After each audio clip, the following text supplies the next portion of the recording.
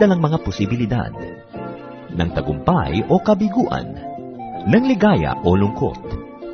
Kaya marapat lamang na tanggapin si Jesucristo bilang tagapagligtas at Panginoon. At matapos yon ay panariwain ang katapatan at paglapit sa Kanya bawat araw o day by day. Ang day by day ay naglalayong umalalay sa pang-araw-araw na pamumuhay Kristiyano. Narito po si Pastor Ed Lapis sa mensaheng pinamagatang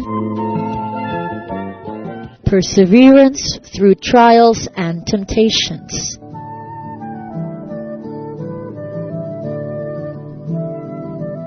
Pag dumadating yung mga dilubyo, sabay-sabay, ang dami-dami, ang bigat-bigat. Kaya meron pong kanta sa Marinduque na sabi, dapat ipinagdiriwang yung panahong tiwasay. Kasi hindi lahat ng panahon ay matiwasay. Dumadating yung mga panahon na mahirap. Kaya habang merong opportunity to be happy, to have fun, to be peaceful, it should be enjoyed because life is not like that all the time. Kaya kung meron pong mga pagkakataon, tapos pinalalampas pa natin, yan ay hindi maganda. Dahil dumarating kumisan yung trials, very difficult trials and temptations. How should one react to trials and to temptations? How should one triumph through trials? Paano po nangyayari yan? James gives us an interesting insight into trials and temptations. Sapagkat ito ay bahagi ng buhay, dumarating, iwasan man, kailangang unawain at pagtagumpayan. Ang ating pong pag-aaral, perseverance through trials and temptations.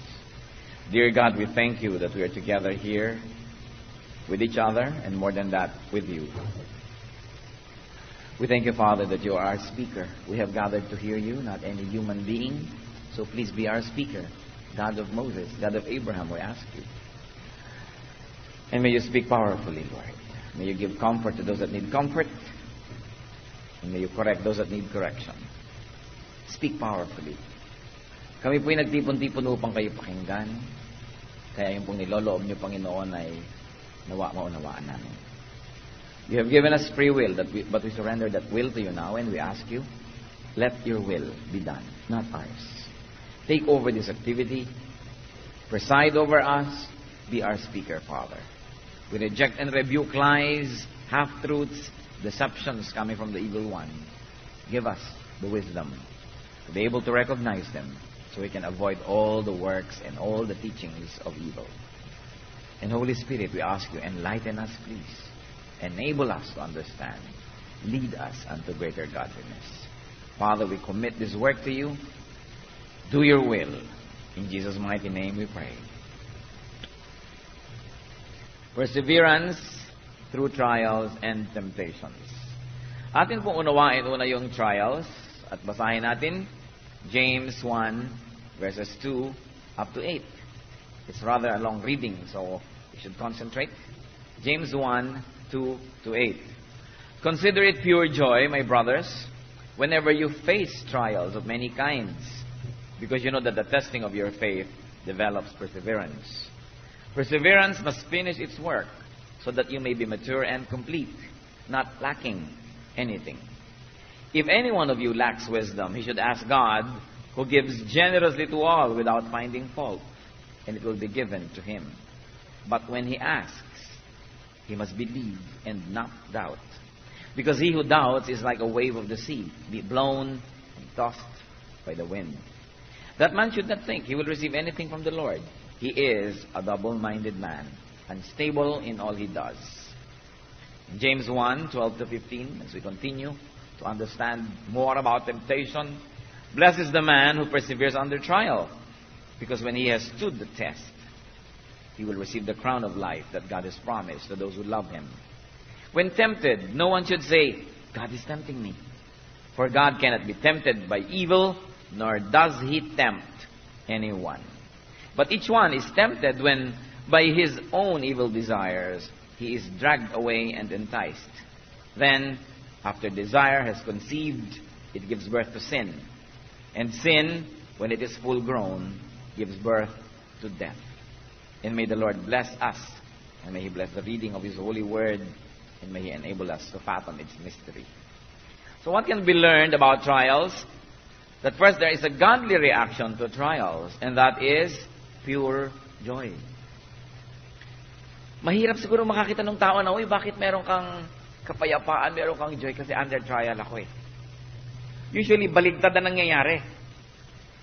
Na yung tao ligalig na ligalig, gulong-gulo, dahil under trial. Pero ang sabi ng verse 2, consider it pure joy, my brothers, whenever you face trials of many kinds. But this joy can only be understood and can only be had if one had wisdom.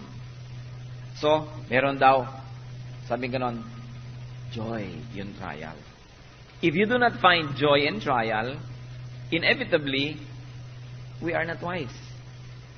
And if we are not wise enough, we will not find joy in trial. Kaya ang sabi ng James 1:5, if any one of you lacks wisdom, he should ask God. Hindi ito tungkol sa wisdom in daily living at ibang issue ng buhay.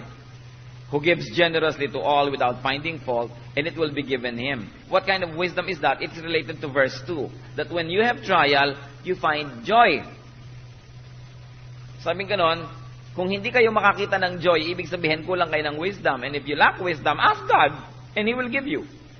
Hindi ito wisdom on anything and everything, but on finding joy in trial. Kaya napakaraming mga tao siguro po, wala nitong ganitong wisdom. Kasi ang common reaction natin pag may trial ay malungkot. Magmukmok, magreklamo, hindi magkaroon ng joy. But with God, many things seem to be the opposite. Na under trial ka na, magkakaroon ka ng joy. Remember po, na sinabi, hindi count it as happiness when you have a trial, but joy. Because happiness is dependent on happenings. No? Pagka maganda yung happening, okay, happiness ka. Pag pangit yung happening, lonely ka. Because happiness is dependent on outward events. That's why it is impossible for us to be happy when there is a trial. Because it is dependent on events.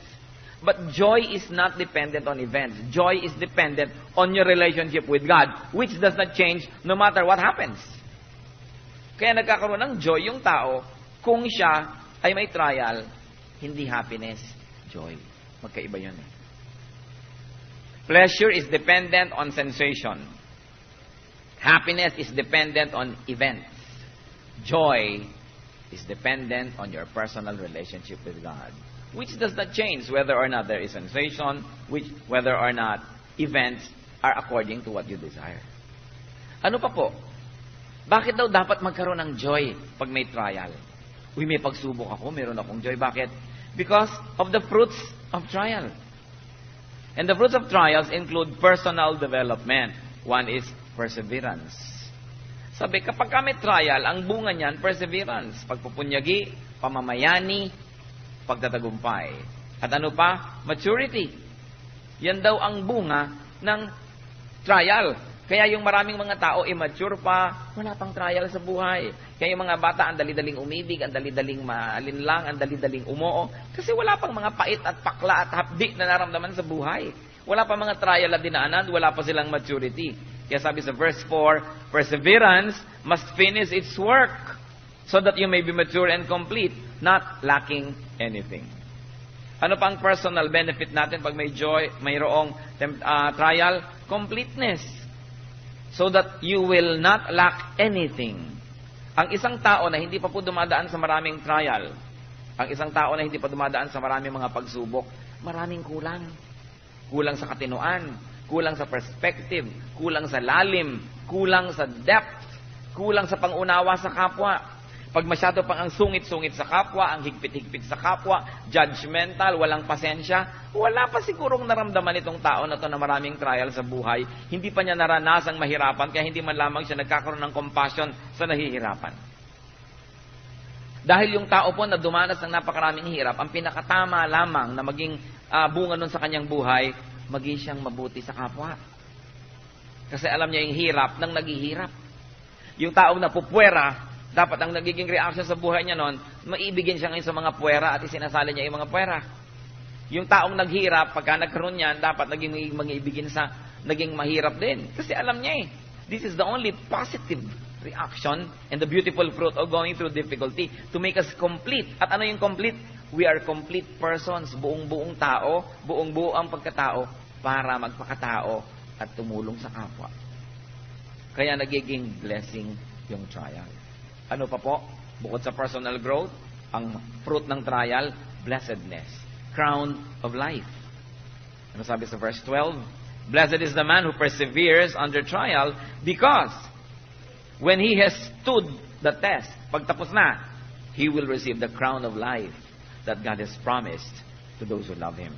In other words, pinapayagan ng Diyos ang trial para magkaroon ng awarding ceremony.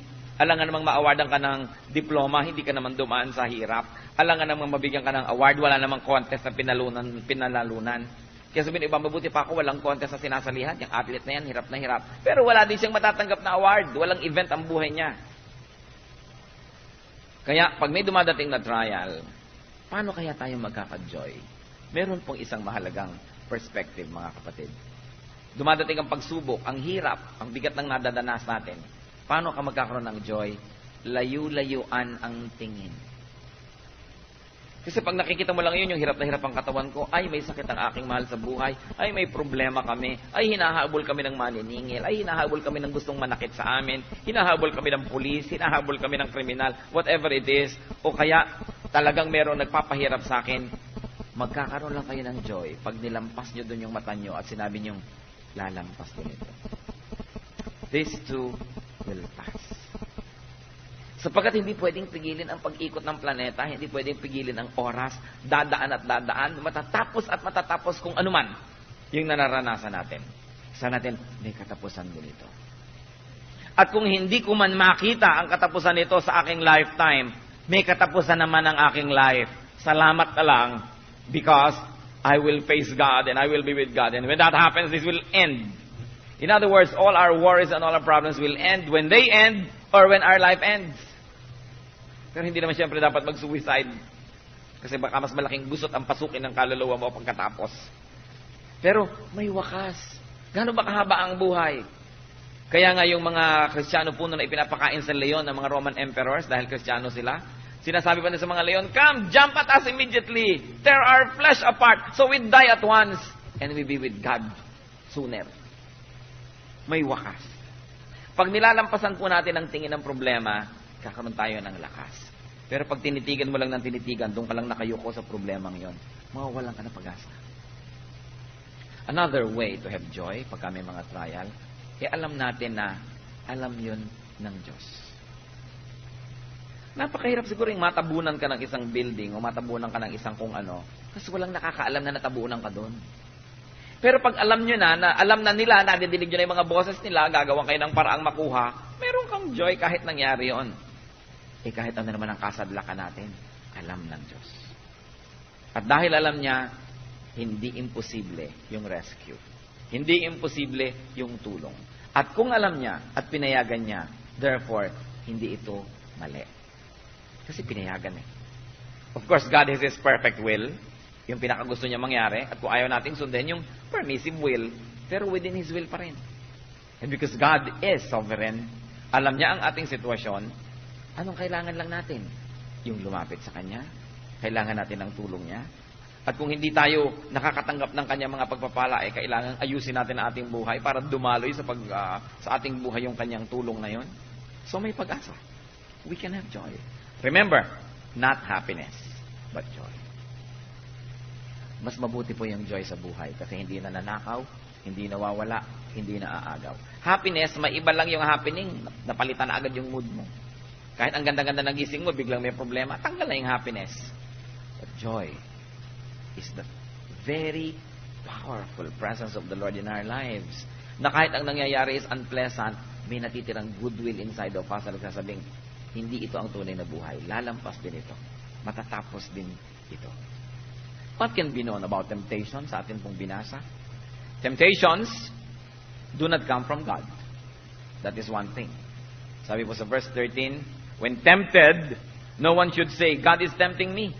For God cannot be tempted by evil, nor does He tempt anyone.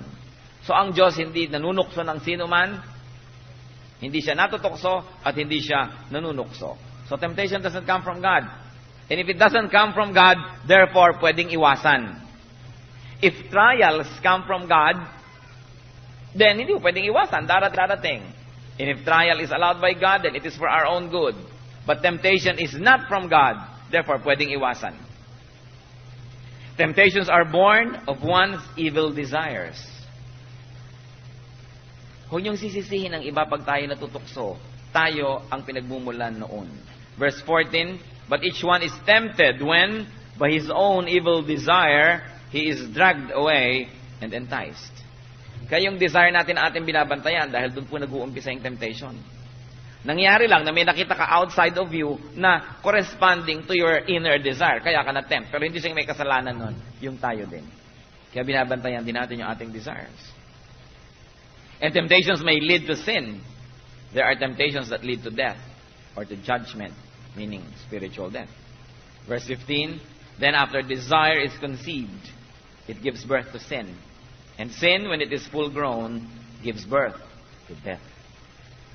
Kaya binabantayan po natin, and these are the things that we can know about temptation. So, paano po tayo makakaiwas? Sometimes temptation is a matter of habit. Yung mga kasalanan natin are matters of habit also. So, ang mahalaga, yung ating action, binabantayan natin. Yun palang, binabantayan mo na. Pag inulit mo ng inulit yung action mo, nagiging habit.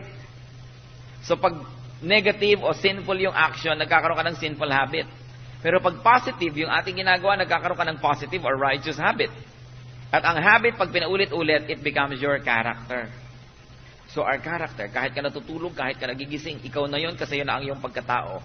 It begins with a thought. Yung thought gives birth to an action. Action gives birth to a habit once it is repeated. And habit makes your character.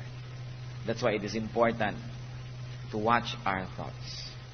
But what can we be thankful for when it comes to temptations? Meron bang pwedeng ipagpasalamat when it comes to temptation? Temptations may also lead to victory and greater holiness. That is what we can be thankful for. Ang temptation ay opportunity to be victorious, while it is also a possibility to be a loser. So yung temptation by itself can be made good or can be made bad by what we do with it. May temptation. Sabi niya, hoy, tukso, halika dito. Hindi ako lumapit. Di victorious ako. Then God is glorified and I get a crown for it. Pero may tukso, halika rito. Sabi ng tukso, lumapit ako, di natalo ako. Yung tukso by itself, hindi dapat ipinagluluksa. Kasi it is an opportunity to say no. Paano naman kayo makakasagot ng no kung wala naman nag-i-invite?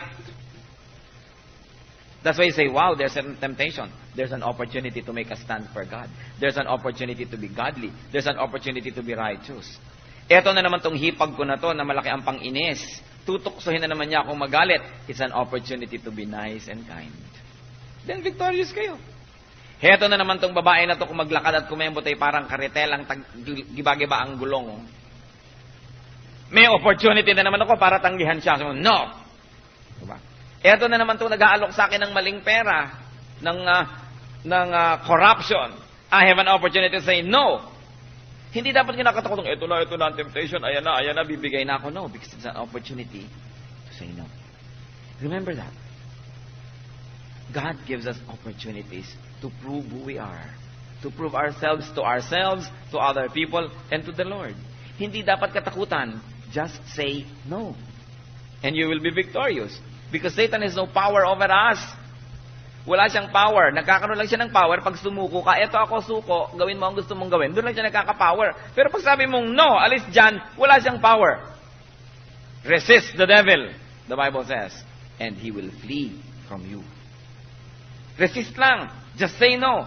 Hindi mo kailangan makipagbakbakan sa devil, makipagbuno, makipag-wrestling. Paano mo gagawin yun? Matatalo ka niya. Powerful siya. Pero, when you say no, then wala siyang magagawa. Because God has given us free will. And when we exercise that free will, we can turn down all the attractions of the evil one. And the evil one cannot do anything. Because hindi pwedeng ma-violate yung ating free will. The free will that even God does not violate. Do you notice that? Sinabi niya kay Eva, huwag niyo kakainin yung prutas. Pero nung pinipitas, hindi violate ni Lord yung will ni Eva. Sabi niya, gusto kong pitasin eh. Pinitas niya. Hindi siya pinigil ng Diyos. Kaya yung mga prayer na, the Lord, baguhin niyo po ang asawa ko, baguhin niyo po ang anak ko, baguhin yung nanay ko.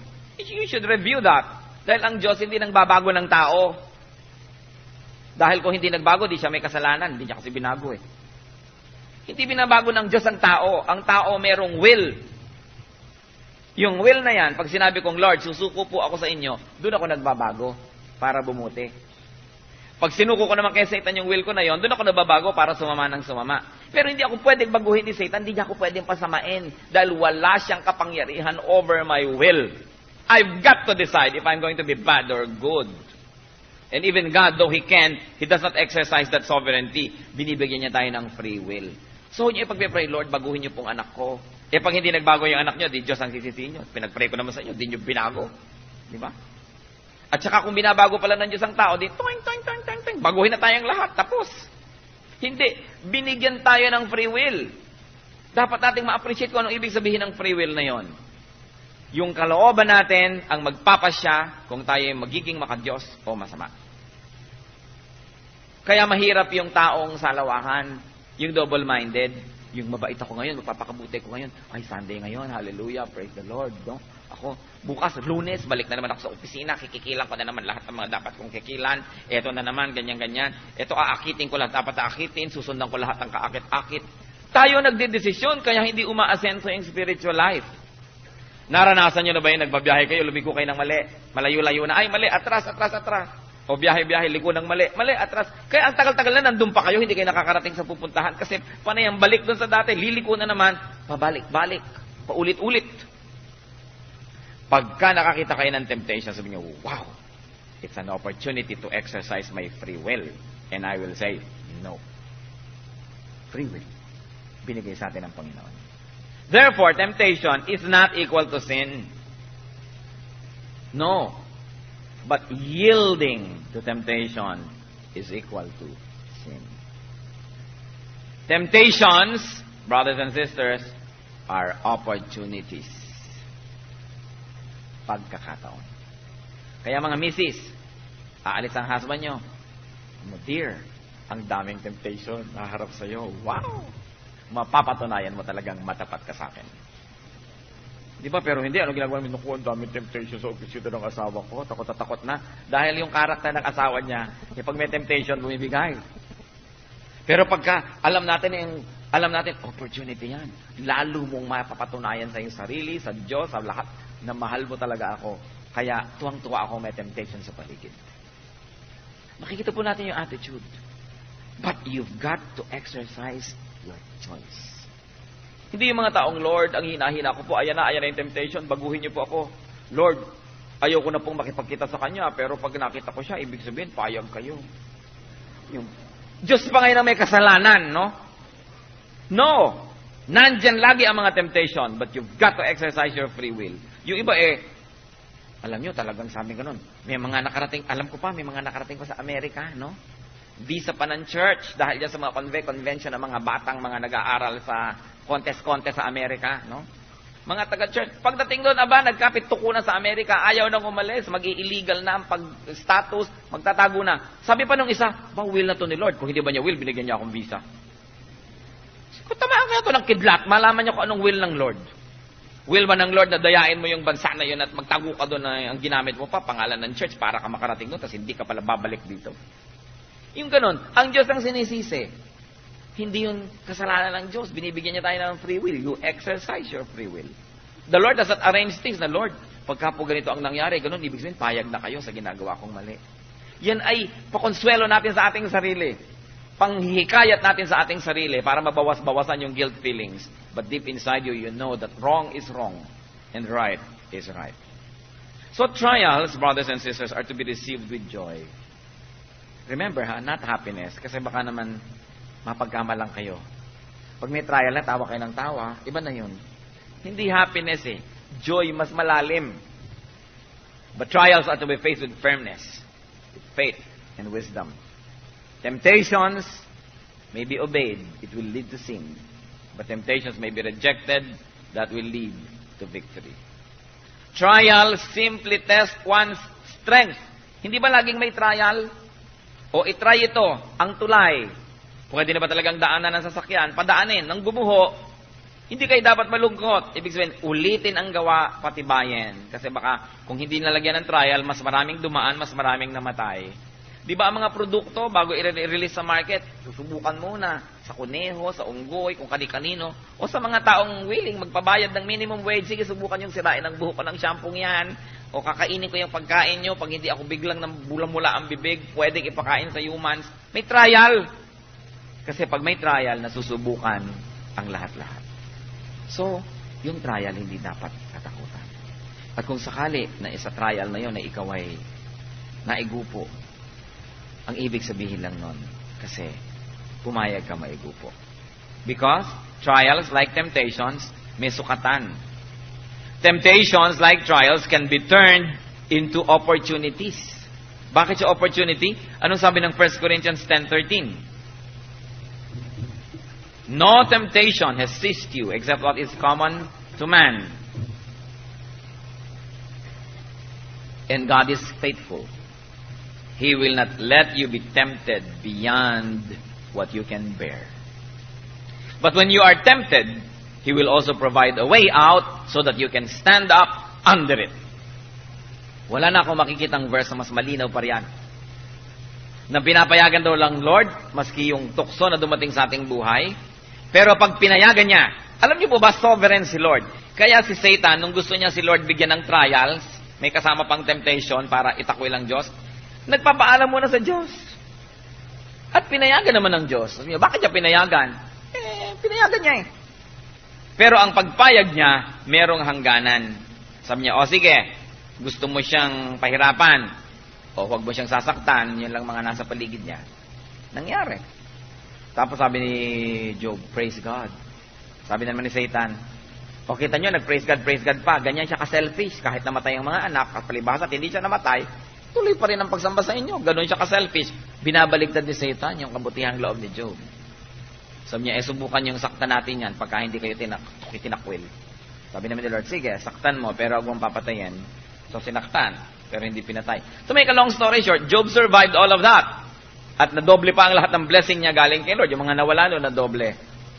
Mahirap lang naman yun nung panahon na nangyayari eh. Kaya sabi ko, lampasan natin ang tingin, tingnan sa malayo. Kasi pag pinayagan ni Lord mangyari, ibig sabihin, may magandang bunga yon kung maninindigan tayo. Pag pinayagan niya dumating ang isang temptation, ang isang pagsubok, ang isang hirap, may takdang sukat, hindi niya pinapayagan yung lampas sa ating kaya. Therefore, pag dumating, kaya. Hindi mo pwedeng sabihin, sapagkat ako'y tao lamang. Yun nga eh, tao ka nga, nilikha ka sa wangis ng Diyos. May kapangyarihan ng Diyos na binigay sa'yo. Yun ang kailangang magtagumpay, yun ang kailangang manaig. So niya, ito, ang lakas-lakas ng temptation, hindi ko na po ito kaya. Hindi yan totoo, it's a lie. Every temptation that comes is measured. And the Lord will not allow you to be tempted beyond your strength. At ano pa pong sabi? But with the same temptation, will also provide a way out.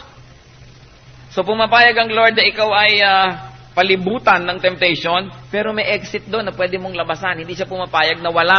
Pwede kang laging lumabas. In other words, you can always exercise your free will.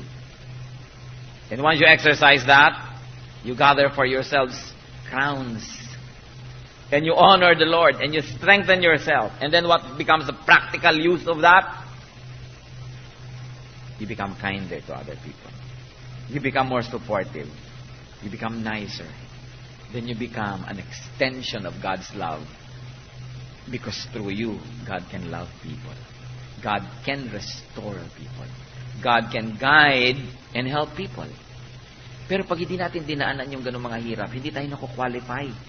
Tulad ni Lord, dinaanan niya lahat yung hirap ng tao. Kaya qualified siyang tumulong sa atin. Alam niya, hindi theory lamang, hindi ideya lang, dinaanan niya talaga. Kaya habang dinadaanan natin yung hirap, bagamat mahirap, you look forward to the time na, Lord, kanina niyo po kaya gagamitin ito mga itinuturo niyo sa akin, bukod sa akin lang na sariling learning, kanino pa? Sino pa ang mabibless? Ang hirap naman ang dinadaanan ko, ang hirap naman ang training. Alam niyo po ba, kahit sa mga military, yung mga elite forces, ang hirap ng training nun. Kasi mas malaki at magaganda ang mga mission na ibibigay sa kanila. Yung walang masyadong training, siguro magtatype lang ng mga form sa opisina. No? Maglilinis-linis ng mga bude-bodega doon. Pero yung talagang pinapadaan sa mga putik, inihuhulog sa mga bunganga ng bulkan, pinapatulay sa mga baging, kinakagat-kagat ng mga lamok, tinutuka ng mga ahas. Aba, ibibigay sa kanila yung pinakamagagandang misyon. Kaya hindi mo pwedeng sabihing, pambihira naman tong armed forces namin, ang pangit-pangit na binibigay na training sa amin, siguro hindi kami mahal, siguro sinisira niya kami. Hindi totoo. You're being prepared for something great. And if the human government and human organizations can do that, how much more the economy of God would train people so that they would be destined for greatness. So that they could be used mightily. Kaya pagka po tayo may trial, may temptation, may difficulty, lampasan ng tingin. Alam ng Diyos ang nangyayari sa akin. Kasi po ang mga trial make or break. They make you or they break you. But with the Lord in our lives, how can we be broken? Kaya siguro maaalala natin yung kantang, with Christ in my vessel, I can smile at the storm. Alam niyo yung kanta? Diba? With, in my, I can, at the. Alam natin yun. Pero pagka meron na ba talagang trial, naaalala natin ang ibig sabihin. I can smile. So, meron akong trial. I can smile. I can have joy. I don't rejoice that this is happening. I don't enjoy it. But I look forward to the time kung ano magiging bunga nito sa aking buhay. At nais ko pong ulitin ang 1 Corinthians 10:13 na dapat nating tandaan at dapat nating ipamuhay na mabuti para hindi tayo nag-overestimate ng ginagawa ng evil. 1 Corinthians 10:13, sabi, when you are tempted, He will also provide a way out. God will not let you be tempted beyond what you can bear. So, alam nyo pa lang yun, alam nyo na, may temptation, I will win. Hindi yung eto, talo na ako. Heto kayo, kakarehab-rehab lang sa drugs, tapos may nag-aalok na naman, eto na po, hindi ko na kaya, hindi na pala kaya. No! Sabi ko nun, God will not let me be tempted beyond my strength. Kakatigil-tigil mo lang manigarilyo, eto na naman, may lumalapit. No? No! Hindi ko pwedeng sabihin, naku, eto na naman, talo na naman ako, hindi ko to kaya. Sigarilyo lang, hindi mo kaya. Alam nga namang yan lang, hindi mo pa makaya. Ano pang makakaya mo sa buhay kung kaprasong papel at kaprasong beha, hindi mo makaya? Eh kung buhay pa yung sigarilyo na yan at nakabikini, di lalong hindi mo na nakaya yan. So kailangan kinakaya. Practice, exercise. Kasi para pong weightlifting din yan eh. Pag nagbubuhat ka ng konti, lumalakas ka. Mamaya, kaya mo nagbuhat ng marami, lumalakas ka uli lalo. Yung mga temptation, yung mga konti-konting mahihina, tinatalo mo na agad yun. Nagpa-practice ka, nasa savor mo yung victory, ginaganahan ka. Hindi ang liit-liit lang na bagay, talo ka na. Katulong lang, natalo ka na. Hindi lang maganda yung ginawa niya, eto ka na ngayon, nagiging ka ng dambuhala at nagiging ka ng kung ano-anong monster dahil lang sa kanya. Yun lang. Remember, the size of a person can be more rightly determined by the size of the thing that makes him angry. So, ang liit-liit naman ng bagay, nagagalit ka. Ang liit naman ng utak mo. Diba? Kaprasong bagay, galit ka na. Di, ang liit mo pala. Kapraso, napuno ka na. May kasi punong-puno na ako dyan. Yan yung tansan lang ang madali mapuno. No? Kung malaki ang iyong lalagyan, hindi ka na pupuno agad. Kaya sinisiyasat natin yan. Ang liit-liit naman na bagay na puno na ako. Siguro ang liit ko, Lord, palakihin niyo naman ako. I will obey you. I will be trained. It's important. So, trials, temptations, they're part of life. Hindi yan naiiwasan. But they are opportunities for victory. Go through your trials and temptations with joy. Sabi niyo, joy, nasan yung joy? Parang mahirap. Kaya sabi niya, if any one of you lacks wisdom, he should ask God. Because the presumption is, if you don't find joy in trial, you lack wisdom. It's there, except that you don't see it. You don't have the capacity to see. So you ask God to enable you through wisdom. Go through trials and temptations with faith, with your God-given strength, and with a goal to win. You join a competition to win. Not just to join it, but to win. So, whenever there is a trial, there's a temptation, think of winning. Because it glorifies God, and in the end, it helps you. Victory gives you crowns of life. Trials make us mature. Kaya mga magulang, huwag nyo rin masyadong iiwas ang inyong mga anak sa mga trial, sa mga hirap sa buhay. Para rin sila mag-mature. Bakit ba nung araw yung mga bata? 7 taon pa lang nagsasaing na. No? tumutulong na sa magulang, nag-aalaga na ng mga younger brothers and sisters. Ngayon, 15 anyos na hindi marunong magsaing. Paano magsasaing? Kaya haba-haba ng kuko. Mabubura yung mga drawing pag naghugas ng bigas. No? Nung araw, dumudumi ang mga kuko ng bata sa pagdilinis ng mga sa pagbubukid, sa paghalaman. Ngayon, dumudumi lang ang kuko kate-text. Kulang na kulang sa training. Marurupok. Mahihina ang puso. Magkakamp, hirap na hirap, walang aircon. Yung napakarurupok. Kaya kailangan pinapatibay din for their own maturity. Huwag tayong maging overprotective. Because God in heaven is not overprotective. Pinapayagan niya tayong magkamali. Hindi kanya minamali. Pero pinili mo magkamali, pinapayagan kanya magkamali. Madapa. Kaya lang, ibinabangon ka naman kung gusto mo magpabangon. Yung iba lang kaya hindi makabangon-bangon, ibinabangon, ayoko. Hinahango mo na sa lusak, ayaw pa. Umiiwas pa. Kaya walang mangyari. But remember, sa lahat ng gustong lumapit sa Panginoon, nandyan siya. Ready, willing, and able. Let's bow before the Lord and think about this. Could you be going through trials right now? Meron po bang dumadaan ngayon sa mga pagsubok? Hindi lahat ng pagsubok ay hirap. Merong pagsubok na sarap. Kasi kung hindi kayo masisira ni Satan sa hirap, sisirain niya kayo sa sarap. Hindi lahat ng pagsubok ay poverty. Merong pagsubok na wealth. Na kung kailan naging wealthy, andyan talaga yung pagsubok. Sinusubok tayo. Hindi lahat ng pagsubok ay kung may sakit. Ang mahirap din pagsubok kung malusog ka, na kaya mong gawin lahat ng gusto mo. Ano naman ang ginagawa mo? Mabuti pa kung minsan yung nakaratay sa banig ng karamdaman at walang mapuntahang kasalanan. Pero yung malusog, kayang-kaya niyang pumunta. Ang pagsubok po ay hindi lang yung mga kinoconsider nating mahihirap. Kumisan ang pagsubok ay sa sobrang kaginawahan. Na kung sobrang mahirati ang ating puso sa ginhawa, sa katakutan natin ng mahirapan, willing na tayong ibenta ang kaluluwa natin, huwag lang tayong mahirapan. Dahil sobrang kang nawili sa ginhawa. Maraming mukha ang pagsubok. Let's bow before the Lord and ask for wisdom na makilala po natin kung anong pagsubok ang ating kinakaharap ngayon. Anong mga trials ang kinakaharap ngayon. In silence, be with the Lord. Ask the Holy Spirit to tell you your very personal concern. Kung ano talaga. And later, I like to pray for some people. But right now, let the Holy Spirit tell you. Pasuri tayo. Ano ba ang ating tunay na trial and temptation na hinaharap ngayon? How can we glorify God through that? How can we be victorious? What is the right step to be victorious? What are the dangers kung sakaling hindi tayo gumawa ng tama? Heavenly Father, kayo pong nakababatid ng laman ng puso ng bawat isa. Kayong nakaalam ng nangyayari sa aming buhay. Kasulok-sulukan ng buhay namin ay hindi lingid sa inyo. Ipakita niyo po sa bawat isa yung relevance ng pag-aaral ngayon ng trials and temptation. Sa mga kapatiran, Lord, na dumadaan ngayon sa matinding mga pagsubok. Hindi namin hihingi na samahan niyo kami kasi ipinangako niyo na yun. Ang hinihiling ko, Panginoon, turuan niyo kami magbukas ng aming mata para labis namin maunawa na kasama namin. Hindi kami nag-iisa at binigyan niyo kami ng kapangyarihang tanggihan ang lahat ng mga pag-aalok na ito ng sanlibutan. Sa mga dumadaan, Lord, sa mga pagsubok na parang wala nang katapusan, kahirap-hirap, para hindi makita ang magiging ending nito.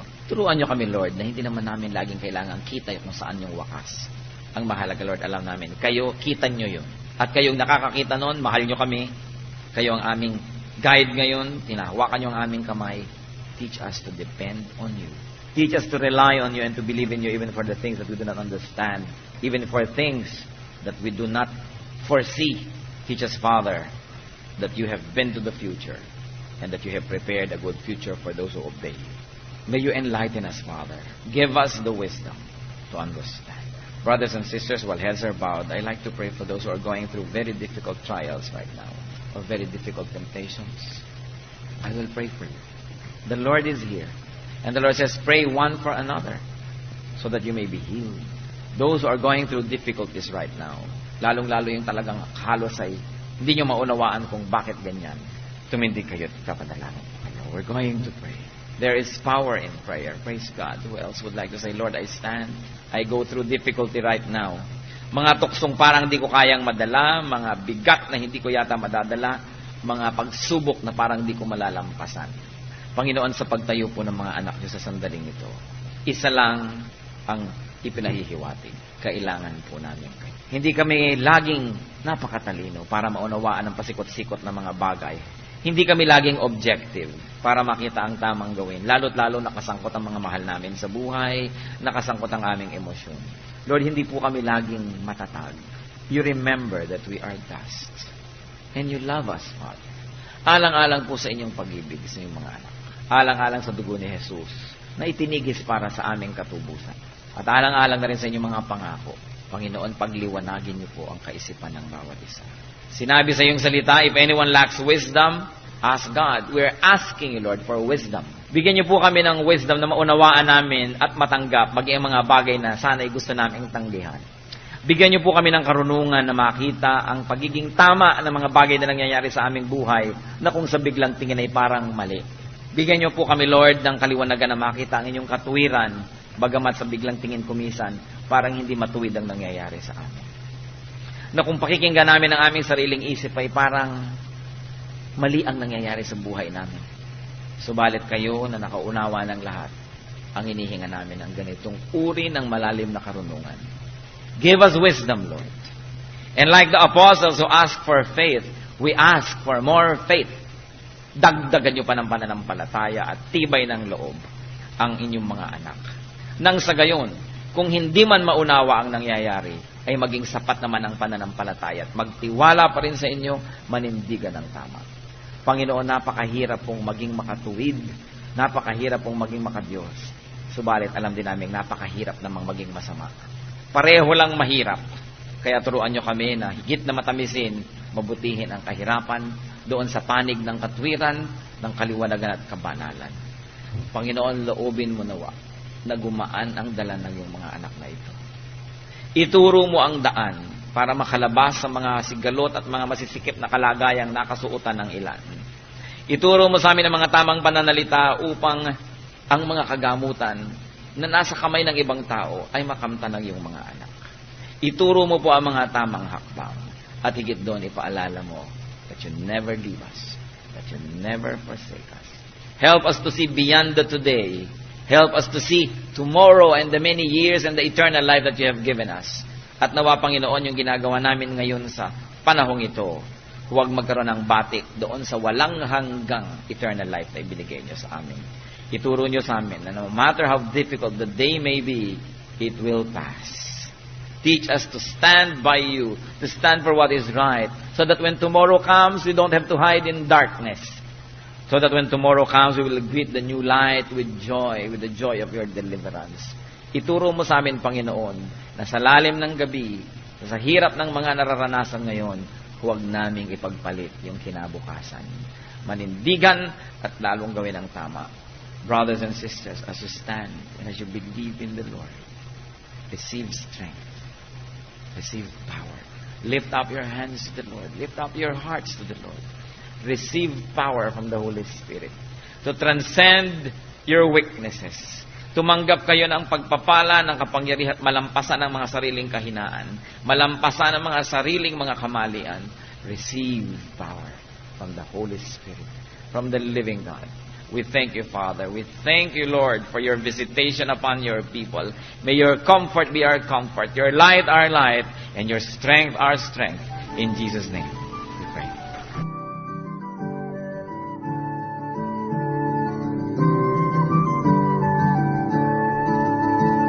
Ang katatapos pong mensahe ni Pastor Ed Lapis ay pinamagatang Perseverance Through Trials and Temptations.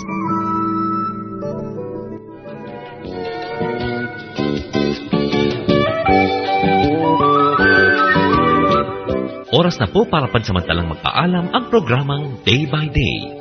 Tayo po'y magsama-sama mula Lunes hanggang Biyernes. Magandang gabi po at mabuhay ang Panginoong Hesus.